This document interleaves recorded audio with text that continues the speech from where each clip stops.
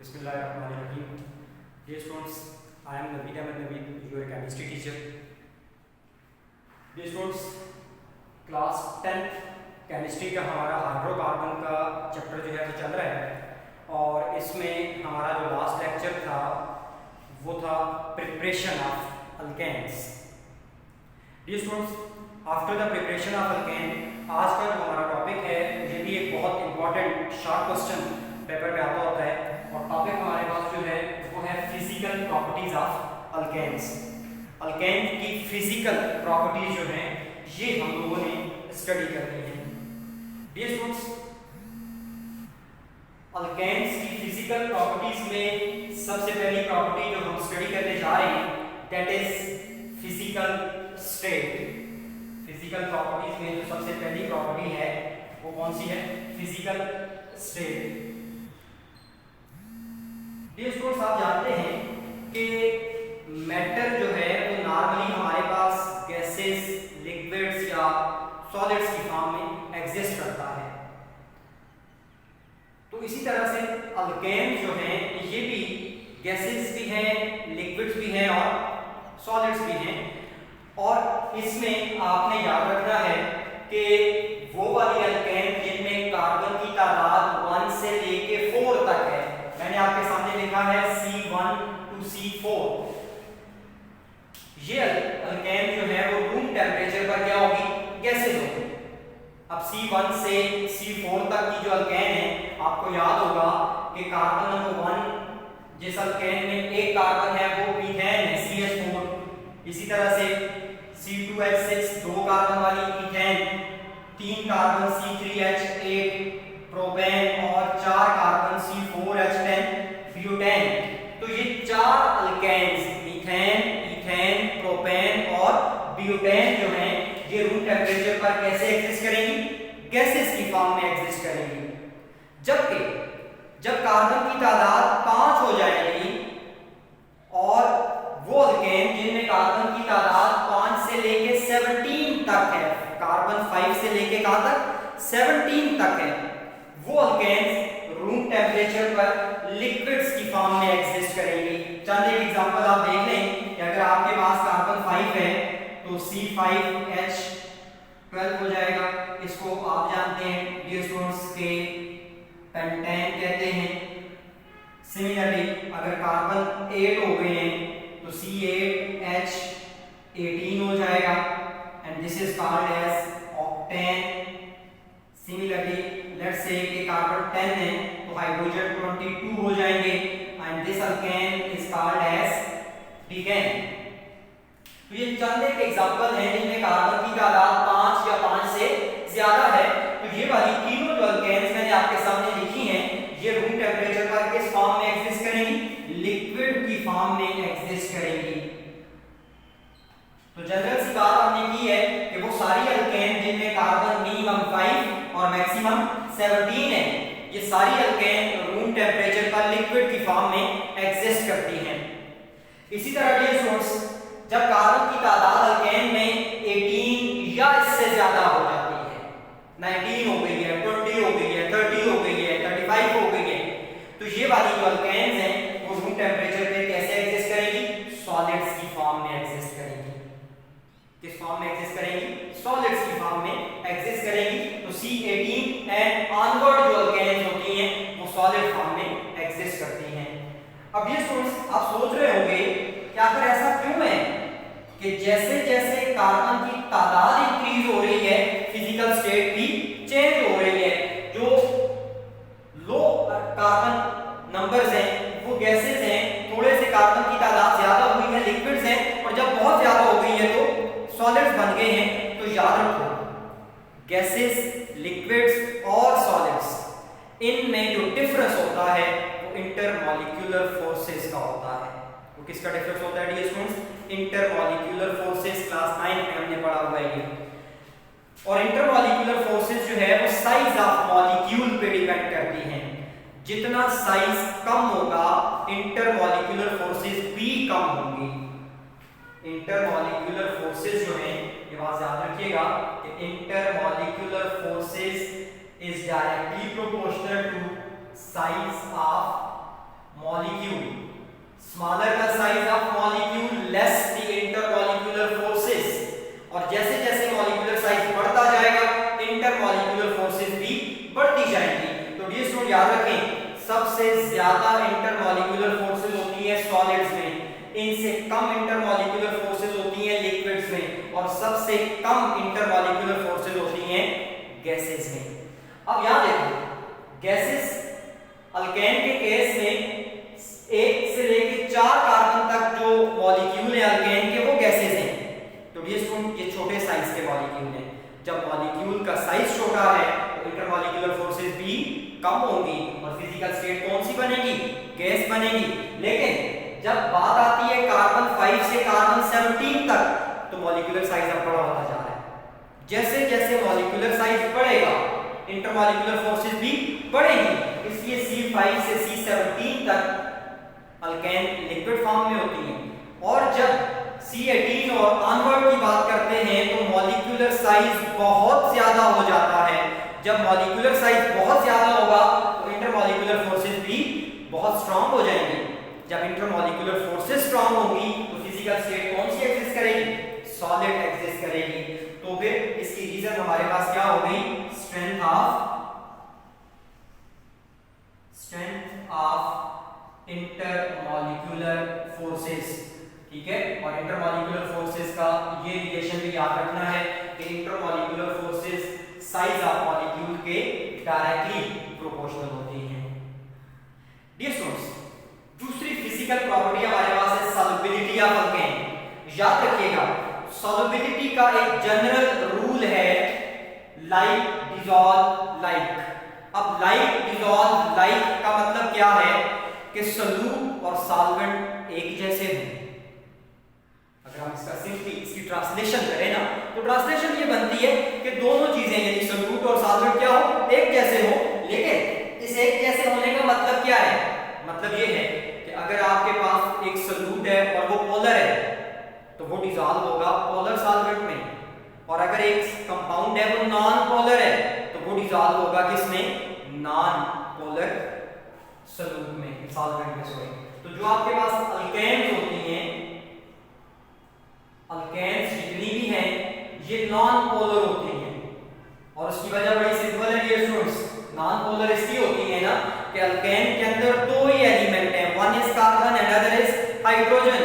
तो बॉन्ड या तो कार्बन कार्बन का बना होगा तो नॉन पोलर बॉन्ड है, या फिर कार्बन हाइड्रोजन का बना होगा तो ये भी क्या है? नॉन पोलर बॉन्ड है. ओवरऑल अल्केन्स के जो मॉलिक्यूल हैं वो नॉन पोलर होते हैं. अगर नॉन पोलर हैं तो ये वाटर में सॉल्युबल नहीं होंगे. ये वाटर में सॉल्युबल नहीं होंगे. हमने लिखा इनसॉल्युबल इन वाटर. अब इनसॉल्युबल इन वाटर क्यों? ये स्टूडेंट्स आपको पता है वाटर हमारे पास जो है वो HOH H2O. तो यहां आप देखें ना हाइड्रोजन जो है वो पार्शियल पॉजिटिव होता है और हाइड्रोक्साइड जो वाटर का होता है वो पार्शियल नेगेटिव होता है. तो ये पोलर मॉलिक्यूल है. अल्केन क्या है? Non polar. वाटर क्या है? पोलर. तो कभी भी एक नॉन पोलर पोलर सॉल्वेंट में डिसॉल्व नहीं होगा. मतलब ये है कि अगर हम अल्केन्स का सॉल्यूशन बनाना चाहें तो हमें कोई नॉन पोलर सॉल्वेंट जो है वो चाहिए होगा. तो ये स्टूडेंट्स वो जो नॉन पोलर सॉल्वेंट है, वाटर के वाटर तो पोलर है तो नॉन पोलर सॉल्वेंट्स जो हैं ये हमारे पास हो सकते हैं CCl4 है, कार्बन टेट्राक्लोराइड इसका नाम है, नॉन पोलर है. सिमिलरली बेंजीन ये हमारे पास नॉन पोलर है. इसी तरह से CS2 कार्बन डाइसल्फाइड ये भी नॉन पोलर है. ये चंद एक एग्जांपल आपके सामने नॉन पोलर सॉल्वेंट्स की लिखी है. तो इनमें नॉन पोलर सॉल्वेंट्स में अल्केन डिसॉल्व हो जाएंगे. क्यों? अल्केन भी नॉन पोलर है but these are totally insoluble in water because water is a polar compound. Dear students, third melting and boiling points. याद रखिएगा मेल्टिंग पॉइंट आप सिंपल सी बात है कि आप किसी भी सॉलिड को मेल्ट करना चाहते हैं तो जिस टेंपरेचर पे वो मेल्ट होगा उसको मेल्टिंग पॉइंट कहेंगे. और कोई भी लिक्विड जिस टेंपरेचर पे बॉयल होगा उसको बॉइलिंग पॉइंट कहेंगे. ये सिंपल सी डेफिनेशन है. ठीक है, अब मेल्टिंग और बॉइलिंग पॉइंट भी डिपेंड करते हैं इंटरमॉलिक्यूलर फोर्सेस पर. जिस तरह से ये वाली बात हमने की मेल्टिंग और बॉइलिंग पॉइंट भी इंटरमॉलिक्यूलर फोर्सेस पे डिपेंड करते हैं। तो डियर स्टूडेंट जरा समझो, अगर दो मॉलिक्यूल्स हैं, इनके बीच में इंटरमॉलिक्यूलर फोर्स स्ट्रांग है, तो इस इंटरमॉलिक्यूलर फोर्स को ब्रेक करने के लिए या वीक करने के लिए ज्यादा एनर्जी चाहिए होगी। लेकिन अगर दो ऐसे मॉलिक्यूल्स हैं जिनमें इंटरमॉलिक्यूलर फोर्स ऑलरेडी वीक है, तो उसको मजीद वीक करना आसान होगा, less amount of energy require होगी। तो इंटरमॉलिक्यूलर फोर्सेस जितनी स्ट्रांग, मेल्टिंग और बॉइलिंग पॉइंट्स उतने ज्यादा। यहां पर हमने कहा intermolecular forces directly proportional to size of molecule. यहां हम कह रहे हैं intermolecular forces are directly proportional to melting and boiling point. तो डियर स्टूडेंट्स, आप इन दो चीजों को आपस में रिलेट कर दें कि जब इंटरमॉलिक्यूलर फोर्सेस बढ़ेंगी तो डेफिनेटली मॉलिक्यूल का साइज ज्यादा होगा, तभी इंटरमॉलिक्यूलर फोर्सेस बढ़ेंगी, और जब इंटरमॉलिक्यूलर फोर्सेस बढ़ेंगी मेल्टिंग और बॉइलिंग पॉइंट्स भी क्या होंगे, ज्यादा होंगे। तो इसलिए जैसे जैसे मॉलिक्यूलर साइज इंक्रीज करता है वैसे मेल्टिंग और बॉइलिंग पॉइंट भी इंक्रीज करते हैं, क्योंकि इंटरमॉलिक्यूलर फोर्स बढ़ रही है। इसकी कॉमन एग्जांपल है, आपके पास है सबसे छोटी अल्केन मीथेन CH4, इसका जो बॉइलिंग पॉइंट है वो है -161.5 डिग्री सेल्सियस, -161.5 डिग्री सेल्सियस। जबकि पेंटेन C5 मीथेन के मुकाबले में बड़ा मॉलिक्यूल है, तो C5 का बॉइलिंग पॉइंट कितना लिखा हुआ मैंने, 36.1 डिग्री सेल्सियस, 36.1 डिग्री सेल्सियस। तो आप देख लें, जब मॉलिक्यूल का साइज बड़ा है तो बॉइलिंग पॉइंट भी बड़ा है। क्यों बड़ा है? क्योंकि बॉइलिंग पॉइंट डिपेंड किस पे कर रहा है, इंटरमॉलिक्यूलर फोर्स पे, और इंटरमॉलिक्यूलर फोर्स किस पे डिपेंड कर रही है, साइज ऑफ द मॉलिक्यूल पे। डियर स्टूडेंट्स, नेक्स्ट हमारे पास है डेंसिटी। आप जानते हैं कि डेंसिटी का मतलब होता है मास per unit volume. Density mass per unit volume, m for mass and v for volume. तो d is equal to m over v, ये डेंसिटी। अब डेंसिटी का इस रिलेशनशिप को देखो तो डेंसिटी डायरेक्ट इनवर्सली प्रोपोर्शनल है वॉल्यूम के। डेंसिटी किसके इनवर्सली प्रोपोर्शनल है, वॉल्यूम के इनवर्सली प्रोपोर्शनल है। इट मींस कि वो मॉलिक्यूल जो ज्यादा वॉल्यूम ऑक्युपाई करेगा उसकी डेंसिटी कम होगी, और वो मॉलिक्यूल जो कम वॉल्यूम ऑक्युपाई करेगा उसकी डेंसिटी ज्यादा होगी। तो डियर स्टूडेंट्स, अगर आपके पास फर्ज करें कि ये मैं दो मॉलिक्यूल, लेट्स से एक मॉलिक्यूल हमारे पास है जी, उसका साइज इतना है, और एक मॉलिक्यूल है उसका साइज जो है वो ये वाला, तो डेफिनेटली ये साइज बड़ा है। साइज बड़े होने का मतलब है ये ज्यादा जगह ऑक्युपाई करेगा, ये ज्यादा वॉल्यूम ऑक्युपाई करेगा। जब ये ज्यादा वॉल्यूम ऑक्युपाई करेगा तो डेंसिटी ऑटोमेटिकली क्या हो जाएगी, कम हो जाएगी। लेकिन इसके मुकाबले में इसको देखिए, इसका वॉल्यूम स्मॉल है, ये कम जगह ऑक्युपाई करेगा, कम वॉल्यूम ऑक्युपाई करेगा। जब ये वॉल्यूम कम ऑक्युपाई करेगा तो फिर डेंसिटी बढ़ेगी। इसका मतलब ये हुआ कि डेंसिटी जो है वो भी मॉलिक्यूलर साइज पे डिपेंड करती है। जैसे जैसे मॉलिक्यूलर साइज बढ़ेगा डेंसिटी कम होती जाएगी। यानी हम कह सकते हैं कि जो मॉलिक्यूलर साइज होता है, डेंसिटी जो है वो इनवर्सली प्रोपोर्शनल है मॉलिक्यूलर साइज से। Density is inversely proportional to molecular size. इसलिए मैंने लिखा है कि आपके पास डेंसिटी जो है मॉलिक्यूलर साइज ज्यादा होगा, डेंसिटी जो है वो कम होगी। तो इसको देखिएगा कि अब ये तो हो गया, लेकिन ये वाली बात यहां तक जो है वो उम्मीद है कि समझ आ गई होगी। अब जरा इस बात को और आप डीपली जाते हैं। हमने देखा हुआ है कि density increases with the size.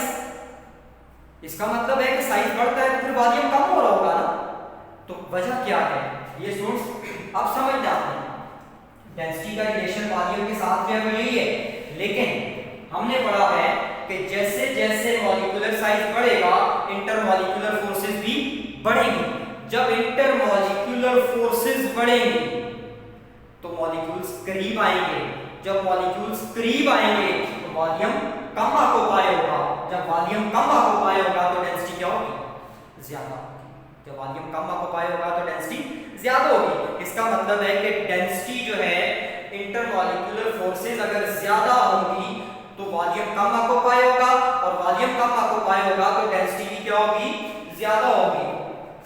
आपके सामने लिखा हुआ है कि ये आपके पास एक मॉलिक्यूल है C5H12, इसकी डेंसिटी कम है C6H14 से, और इसकी डेंसिटी कम है C10H22 से। नेक्स्ट प्रॉपर्टी हमारे पास है विस्कोसिटी।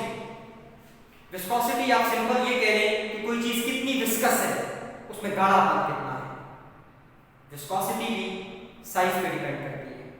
जैसे जैसे मॉलिक्यूलर साइज बढ़ेगा विस्कोसिटी बढ़ती जाएगी। तो यहां देखें कि अगर आपके पास एक मॉलिक्यूल है C9H20 नॉन, तो इसकी विस्कोसिटी जो है वो ज्यादा होगी C5H12 से, यानी जो मॉलिक्यूल जितना बड़ा होगा वो वाली अल्केन उतनी ज्यादा विस्कस होगी। इसके बाद बेटा आखिरी प्रॉपर्टी है इनफ्लेमेबिलिटी। इनफ्लेमेबिलिटी मतलब जलना, टेंडेंसी टू बर्न, आग लगने की या आग पकड़ने की सलाहियत। डियर स्टूडेंट्स, ऑर्गेनिक कंपाउंड जितने भी हैं वो कम या ज्यादा इनफ्लेमेबल हैं। अल्केन्स भी अच्छी खासी इनफ्लेमेबल हैं, इसीलिए ये फ्यूल के तौर पर यूज होती हैं। लेकिन डियर स्टूडेंट याद रखिएगा कि अल्केन्स की जो इनफ्लेमेबिलिटी है वो साइज के साथ डिक्रीज करती है। Inflammability of alkanes decreases with size of the molecule. मतलब अगर C9H20 है तो ये लेस इनफ्लेमेबल होगा किसके मुकाबले में, C8H18 से। ये हमारे पास जो है वो अल्केन्स की फिजिकल प्रॉपर्टीज हैं। अब इस टॉपिक से रिलेटेड दो एमसीक्यूज मैंने आपके सामने लिखे हुए हैं, इनको आपने एक्सप्लेन करना है with reason. Correct answer with reason. Number 1 is which of the following property of alkane is inversely related to the size of alkane molecule। कि कौन सी प्रॉपर्टी है इनमें से जो साइज के इनवर्सली रिलेटेड है। Option A boiling point, option B density, option C viscosity, और option D solubility. Dear students, number 2, which of the following alkane is soluble in water? Option A C4H10, option B C6H14, option C C7H16, और option D none of these। तो dear students ये हमारा आज का topic था। इंशाल्लाह next topic के साथ नेक्स्ट टाइम आपके सामने आएंगे। उस वक्त तक के लिए अल्लाह हाफिज।